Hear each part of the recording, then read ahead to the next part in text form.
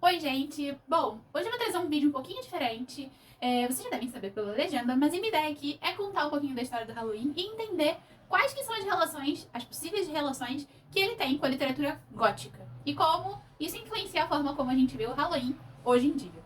Bom, tô com o meu rascunho aqui, né, com o meu caderninho de sempre, para trazer o máximo de informação precisa pra cá. Então, vamos lá. A primeira pergunta, que é a pergunta inicial, é: de onde vem o Halloween? Onde o Halloween começou? Bom, o Halloween ele começou no Reino Unido, tá, gente? Então, isso aí a gente já tem certeza. Eu, por exemplo, me surpreendi um pouco, porque eu achava que ele realmente tivesse começado como uma festa nos Estados Unidos e não no Reino Unido. Mas não é o caso. Bom, uma segunda pergunta também que é interessante a gente fazer para entender um pouco mais sobre o Halloween, que é: o que significa a palavra Halloween? De onde veio essa palavra? Bom, a palavra Halloween veio dessa expressão aqui, ó, gente. All Hallows Eve. Não sei se meu inglês está correto, tá? Provavelmente eu devo deixar a expressão escrita em algum canto da tela, tá? Bom, essa expressão significa a véspera de Todos os Santos. Tá, então agora a gente pode começar a delinear melhor como essa festa começou, né? Bom, tudo começou no século XVIII, realmente falando, tá? Era um ritual em que o pessoal comemorava o fim do verão. No hemisfério norte, tá, gente? É interessante deixar esse adendo aqui, tá? O pessoal comemorava o fim do verão nesse festival aqui, acho que é Samhain. Não sei se esse H fala como R, tá? Mas também devo deixar o nome por aqui. E, enfim, o pessoal comemorava nesse festival. E esse festival durava 3 dias, tá? Então, isso aí vai gerar um conflito lá na frente, tá, gente? Com a igreja. Mas, enfim, não vou ficar dando spoiler aqui, não. Bom, quais eram as características desse festival? O pessoal fazia várias fogueiras e ficava, né, ali comemorando, dançando, cantando ao redor dessas fogueiras. Só que assim, tem uma peculiaridade nisso. Eles sempre faziam isso fantasiados, tá? E eram os adultos. Eles se fantasiavam e faziam esse ritual aí meio que de dançar, de cantar. Por que da fantasia, gente? Porque a ideia era enganar os espíritos, tá? Então tem toda essa questão já meio mística ali dentro da ideia desse festival. E as crianças, o que elas faziam? Bom, as crianças elas saíam pedindo comida e dinheiro. Mais pra frente vocês vão entender o que esse pedir comida e dinheiro vai se tornar. Isso se vocês já não tiverem pegado aqui, né, a ideia. Bom, além disso, tem vários historiadores que falam que essa comemoração, né, desse festival de Samhain, acho que é assim que fala, ela vai mudar, tá? De região pra região. Isso dentro do próprio Reino Unido, tá, gente? Então, por exemplo, o pessoal que tá ali na região, de repente, da Irlanda, não vai comemorar da mesma forma que o pessoal que tá, de repente, na região da Escócia, tá? Então, isso vai variar de região pra região. Bom, vou olhar pra cá porque agora eu realmente vou trazer uns dados mais históricos. Em meados do século VIII, o Papa Gregório III, e também é importante falar que o Papa que vai vir depois, né, o Gregório IV, acho que é, eles vão tentar pensar em formas de fazer esse pessoal que comemora o Halloween passar a comemorar o Dia de Todos os Santos. Por quê? Porque batia as datas, porque o festival durava 3 dias. Então, acabava ali passando pelo Dia de Todos os Santos, eles não comemoravam o Dia de Todos os Santos, então deixava o pessoal ali, né, muito contente, o pessoal da igreja muito contente por conta, né, dessa festividade que as pessoas simplesmente não estavam participando. E eles ficaram pensando, né, o Papa Gregório III e Gregório IV, porque são processos, né, gente? Então, como é um processo, digamos assim, social, é uma coisa que demora pra você conseguir mudar. Não muda assim do dia pra noite. Então, eles ficaram pensando e criando formas de conseguir integrar esses dois festivais, tá? E tentar, de certa forma, como, usando um termo mais técnico, cristianizar a festa, tá? Bom, com isso, ao longo do tempo, o Halloween ele foi mudando e ele foi mesclando ali as características, né, dos povos celtas que originaram esse festival com os povos cristãos. Então acabou sendo ali uma festa que pegou um pouco de cada cultura, tá? Bom, mas como surgiu realmente o Halloween? Bom, o Dia das Bruxas, ele vai se tornar realmente, nessa ideia de Halloween, né, como Dia das Bruxas, vai ganhar força a partir de 1500, tá? E essa força vai continuar aí entre 1500 e 1800, tá? E por que ganha essa conotação de Dia das Bruxas? Porque as pessoas vão passar a prever o futuro, vão tentar prever o futuro. Vai ter um poema também. Ai, gente, como a literatura tá em tudo. Vai ter um poema que se chama Halloween, né? Escrito em 1786 pelo Robert Booms. Acho que é assim que fala, tá, gente? Eu vou ver se eu consigo achar alguma referência ao poema, algum manuscrito. Se eu conseguir, eu também deixo aqui, tá? E esse poema também vai ter ali, vai dar meio que uma cara diferenciada pra essa festa. Tá, mas aí a gente tem, né, a gente tá aqui atentando o Reino Unido. Quando é que isso chega nos Estados Unidos? Bom, como isso chega nos Estados Unidos? Acontece que muitos irlandeses vão começar a migrar do Reino Unido para aquilo que a gente chama, né, de Novo Mundo, né?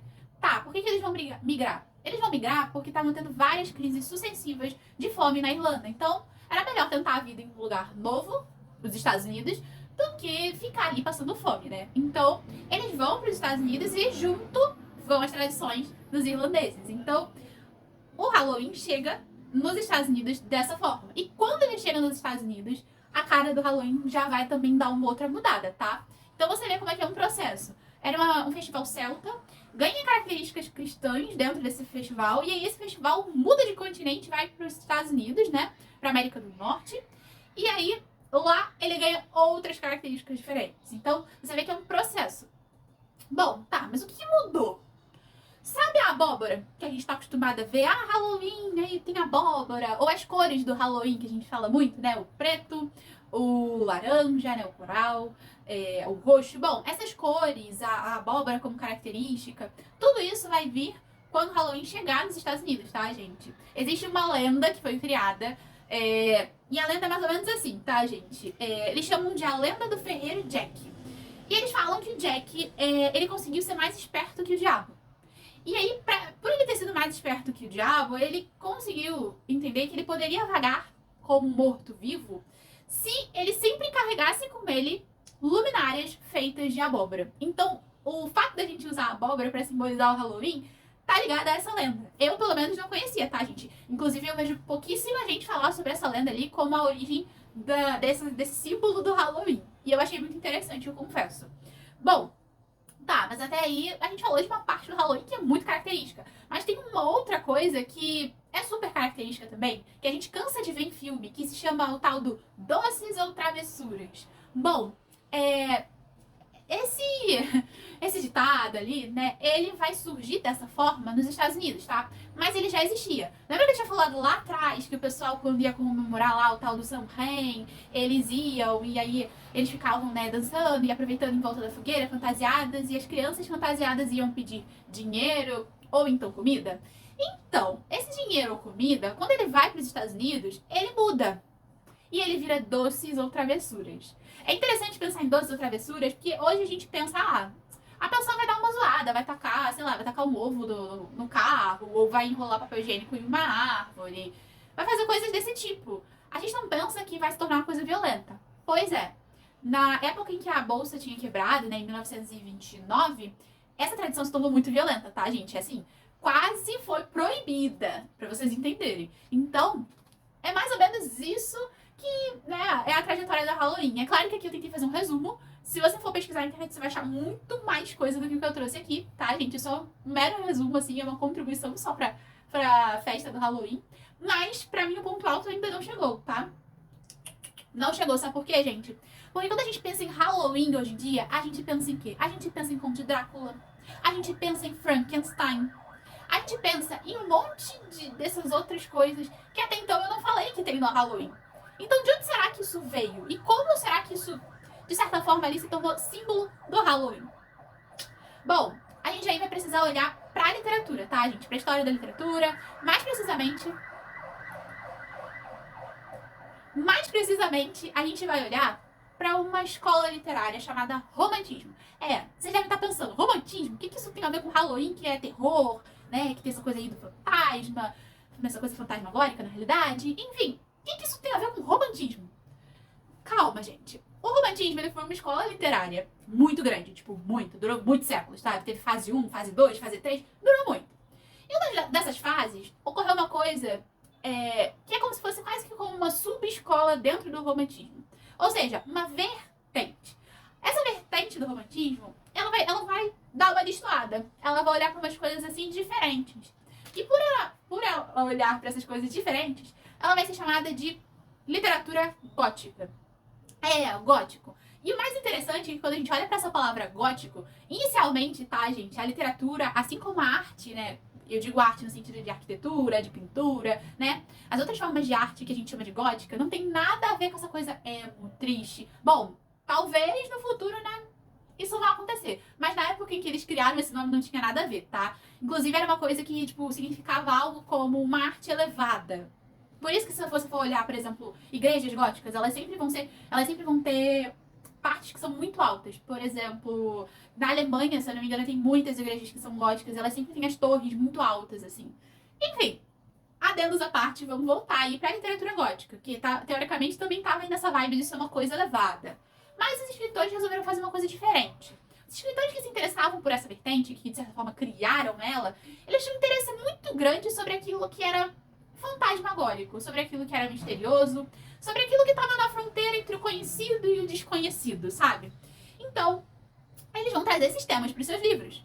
Eu vou olhar minha colinha aqui, tá, gente? Porque realmente agora eu vou precisar citar algumas das obras. Não são muitas, acho que eu vou citar aqui, tá? Porque tem obra dessa, se você pesquisar, você vai ver que o Halloween tá muito mais ligado à literatura do que todo mundo pensa. Mas as principais obras que eu vou citar aqui são Drácula, né, gente? Drácula é uma obra literária. Se existe um filme Drácula, é porque teve um livro Drácula, sabe? E eu tenho curiosidade, eu nunca li Drácula, mas pretendo aí no futuro próximo, pra entender se a nossa visão do Drácula que tá lá no filme realmente tem a ver com o Drácula do livro, tá? Por que digo isso? Porque a segunda obra, que também é a cara do gótico e a cara do Halloween, é Frankenstein, ou O Prometeu Moderno, da Mary Shelley, né? E quando a gente pega pra ler esse livro, a gente descobre que, assim, Frankenstein do Halloween é diferente do Frankenstein do livro, tá? Tem coisas em comum, óbvio. A história inicial é igual, mas tem muita coisa diferente, tá, gente? O Halloween, ele foca muito mais na imagem do Frankenstein e não na história em si. Bom, uma outra obra que aí tá aí ali mais próxima do Drácula, né? Que seria o Retrato de Dorian Gray, do Oscar Wilde, tá? Então, essas seriam as obras, assim, que eu mais destacaria dentro do gótico, mas existem outras, tá? Eu só destaquei essas três pra não ficar muito longo, assim, eu ficar enumerando tudo pra vocês. Mas a questão toda, gente, é que a cultura pop atual, ela traz um Halloween que remete muito mais à nossa literatura gótica, né? Essa ideia de... A ideia dos escritores góticos era trabalhar essas questões psicológicas, do inconsciente, daquilo que é misterioso, daquilo que é fantasmagórico, né? E é interessante ver como esse festival, né, do Halloween, lá do século XIII, né, já tinha essa ideia de, putz, precisamos ali nos disfarçar com as nossas fantasias para que esses espíritos, esses fantasmas, essas coisas, elas não venham atrás da gente. Isso eu diria que é o fio ali que, né, faz com que tudo isso tenha coisas em comum. Mas a questão aqui é que o Halloween da cultura pop, ele é muito mais literatura gótica do que necessariamente o festival que, né, deu origem ao Halloween, né? Aqui eu pesquisei e falaram que era de Samhain, mas eu não sei se tem outro nome, porque como eu falei, varia de região para região. A questão é essa, gente. Nosso Halloween, ele é muito mais voltado para a literatura, embora a gente, né, muita gente não saiba. As nossas figuras, as nossas referências, elas são muito mais literárias do que necessariamente as referências do festival original. Bom, gente, esse é o vídeo. A minha ideia era fazer esse paralelo entre a literatura, entre o Halloween. Aproveitar, né, que a gente está no mês do Halloween. É isso. Eu espero que vocês tenham gostado, que vocês tenham conseguido tirar alguma informação nova aqui do vídeo. Bom, se vocês gostaram, se vocês acham que vale a pena, né, dê aí uma curtida. Comentem também se vocês querem que eu traga esse tipo de vídeo com mais frequência, fazendo aí paralelos, de repente, com obras literárias e filmes, ou a parte de, sei lá, obras de ficção histórica e a própria história. Enfim, depois vocês me falam aí nos comentários. É isso, gente. Então, tchau!